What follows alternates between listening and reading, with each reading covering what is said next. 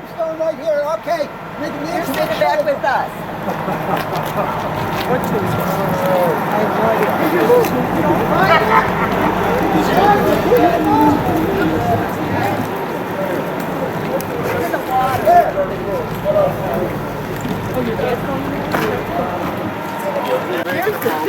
She was the daughter of the owner of this joint. Born 1892, died February 11th. It was not too warm. I don't think anybody was looking for her. And in 1912, before the First World War. Some say she's under here somewhere. Some don't know, but anyway, the stone's been here since that time. Wow. I don't know of any other boat ramp by a gin mill that has a tombstone in it. So let me get out of your way. Gin mill with a tombstone. Yeah. No, I would say that. Now, the cocktail, the $2 cocktail. One more thing, keep in mind. The lotus beds. The lotus beds are the green. You see, the lotus beds are right there. Now, here, look at this. Look at this. These are lotus stalks, or whatever you call them. They're from last year. They wash up on shore. They're beautiful. I'll bring out of the bus, I'll bring out these 10 copies I have to show you how beautiful these lotus flowers are. So, wait, the bus just ran off. Oh, yeah, Looks just like the lake. Oh. So just let me know, and we'll get you one. Nancy and the girls will get you one. Nice. Oh, that's a good picture.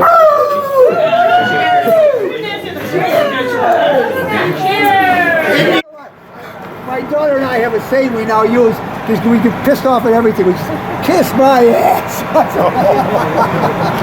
Who cares? Who cares? Who cares?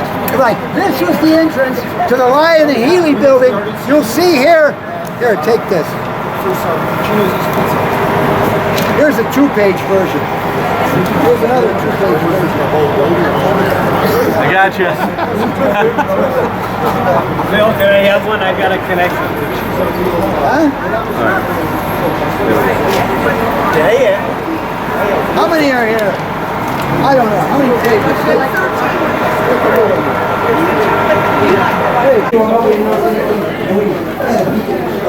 But are you Angela? Cool. All right. Good. So we're gonna just be in here, and I'm gonna explain a few things to them about the building, and then if there's somebody brought my Yes, you might want to go there. play a couple of tunes. Well, just hold on to it for the time being. Okay, I'll do that. And to play a recording of the band, one of the bands that played here when Lion and Healy opened this place as a music store in 1929. Yeah, and you can tell, feel free, laughters and you, tell them all about it. Tell them all about it. You're hot. Pick the right tree out. I like to pick the right tree out. I have 4. Okay, this goes with this. Here's 3 pages. Put those together. Put those together. Take one. Take one. Instead of getting drunk on the bus, you gotta listen to what I'm talking about when I get my BS over the microphone. But anyway, take that. Okay, this is me. Wait. Do I know you? Cool. Take one. Hey. Justin, wait, you come from Milwaukee. Kiss my ass. I love it. My man used to always do that. Look at somebody kiss my ass. My daughter and I are doing that the last 2 weeks. Yeah, she's right here. Here, why don't you grab one of these? Jimmy Green, a bunch of other guys, but anyway, there's 3 pages of good news. Oh, cool. Yeah. You need to get one. What are you passing out, Phil? When are you passing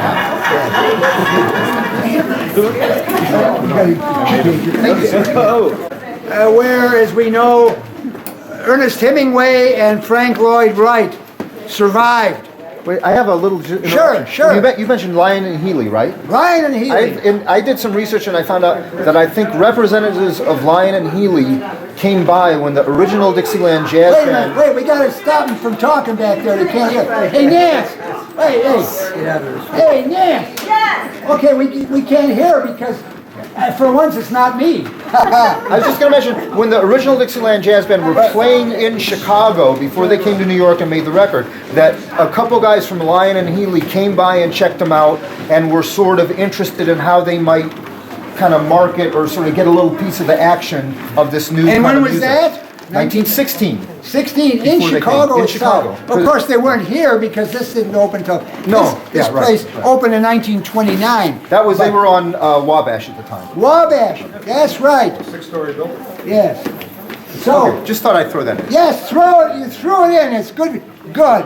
And what is your name, young man? Wait, I have my bottle of aspirin with me, just in case I need to use it. What is your name? Young Frank. Frankfurt. Young Frankfurt. His name is Frank Youngworth, but I always call him Young Frankfurt. I can't get it out of my mind. All right. So. All right. Is that okay? Sure. If the machine starts turning, we know we're in business, right? No. Yeah, let me save that. Hold on. Yeah, one of the sides. Don't ask me which side. That's right. Screen. Screen. That means go. Ah.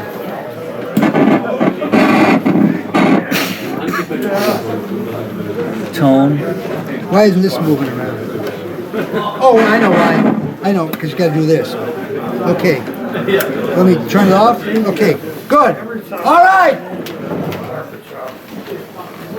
For those of you who have never seen a 78 RPM record before, keep in mind it should be played at 80 RPM. Always sounds better. And Brunswick and a few other companies would tell you that. Play at 80 RPM. Warren got the name 78. I have no idea. Wait, got a rubber band here. Play the 33, is that okay? Play 33s? This can be. We've been known to play 33s at a 45 speed, and we didn't know the difference. We're sitting there enjoying the music, listening, having a good time. It's wrong speed. We don't know. I'm too old now, but I have 2 or 3 tunes. We're going to play. She's on the opposite side of a down glasses. I had the bifocals taken off. I don't need them for clothes, but you're supposed to get them and pay more money, so you don't have to take your glasses on and off. Ah, waste of time. Charles Fulcher's orchestra is on the other side, playing Hey Hey, but Thelma Terry's on this side. In fact, Thelma Terry made a record. I may have it here. Guy Lombardo's on one side, and she's on the other. This is Mama's Gone Goodbye, 19. Oh Lord, I left the magic book on the bus, but it's 1928. 1928. Gene Krupp was in the orchestra. That's all that matters. He's in the orchestra then. Did he come back to play with them here? We don't know. Maybe not. Maybe so. We don't know who was in her band when they played here to celebrate the opening of the store for Lyon and Healy. And she's playing slap bass.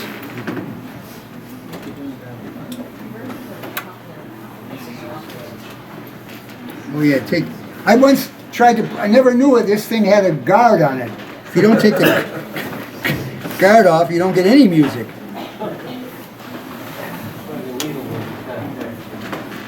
It's going to take me a while to get the tone straight, but you guys, some of you can't hear anyway, so what's the difference? I know how it is, I'm old, I can...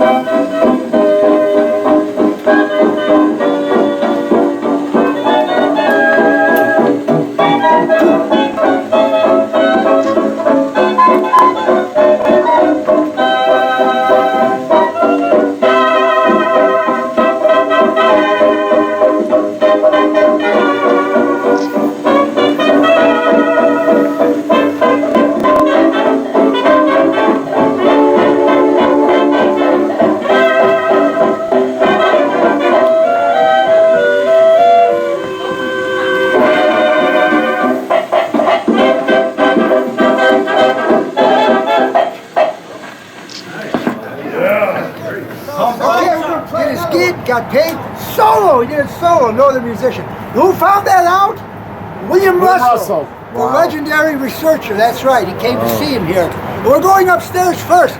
Any of you catch the three musicians, Andy and Seaman or Hoot Hats? Oh man, woo! And so we're going up there because 1917, Freddie Keppard and Jimmy Noon auditioned for the last tour of the Creole Jazz Band, who turned down a Victor recording contract, figuring musicians would steal their stuff, and they would have. And that was the dumbest mistake ever on their part. I don't think so. I think they would have been stolen. I don't think that's fair. It should have been stolen. Anyway, Made them famous. what they did is still so important because they were the first real band to tour. And who takes their name? Bill Johnson, who was in that band, and Joe King Oliver, who renames it King Oliver, who renames it King Oliver, who renames it King Oliver's Creole Jazz Band. I, for years, never caught that lineage. I never thought how tight and close that was. And of course, Keppard did not play for Oliver, but Noon did, and the rest is history, as they say. What was the entrance to the 1 cent club? Real. Just 25 cents. We'll get you 5 minutes with whatever it is. It has a tail. It wiggles. 25 minutes? Or 25 cents for 5 minutes? That's right. I'm lost in the crowd. I don't know. Hey, you're in the wrong racket, man. I think you're all done. No. Yes, we almost had the guy with the dog wanted to join. Oh!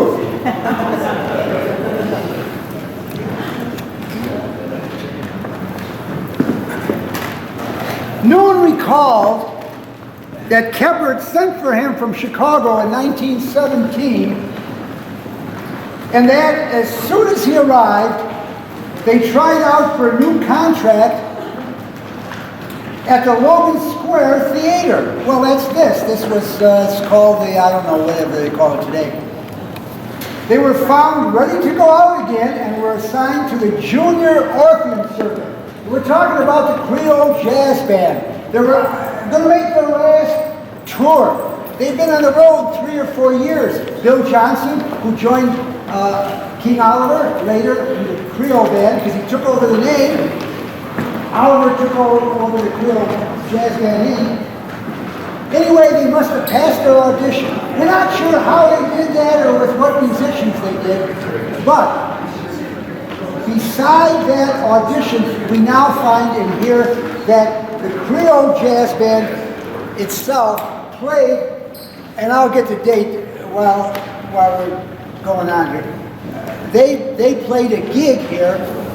This was an offbeat location, an ethnic Chicago neighborhood ballroom, a location that the Creole Band would never play, except they were no longer in favor after 4 years on the road. They had to prove themselves again. And of course, after that last tour, they wound up in Kenosha, Wisconsin, coming from Madison. Those of you on the tour, I don't know, 3 or 4 years ago, it's conveniently located at the terminus of a branch of the elevated railway system, which certainly was. This was what is now part of the Blue Line, and it's been extended all the way to O'Hare International Airport. But this was a big entertainment location in those days. I remember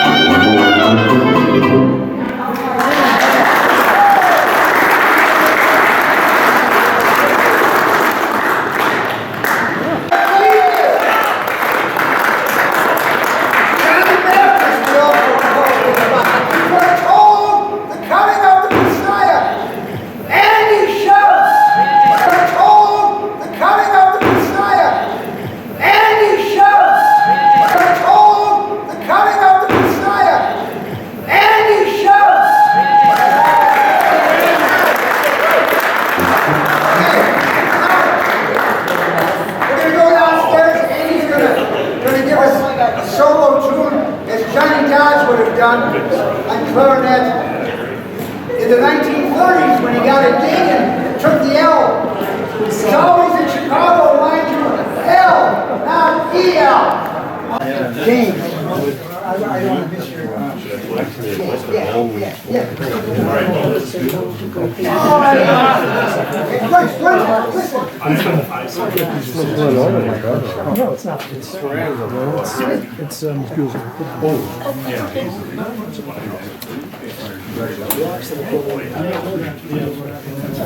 Say, by the way, before he starts, I remember one time Andy said he would put down his horn if he could play like Johnny Dodds. And then I remember walking into the honky tonk. I can't have been more than 2 or 3 weeks later, and there he is on stage playing just like Johnny Dodds. But he hasn't put down any of his horns, so that's good.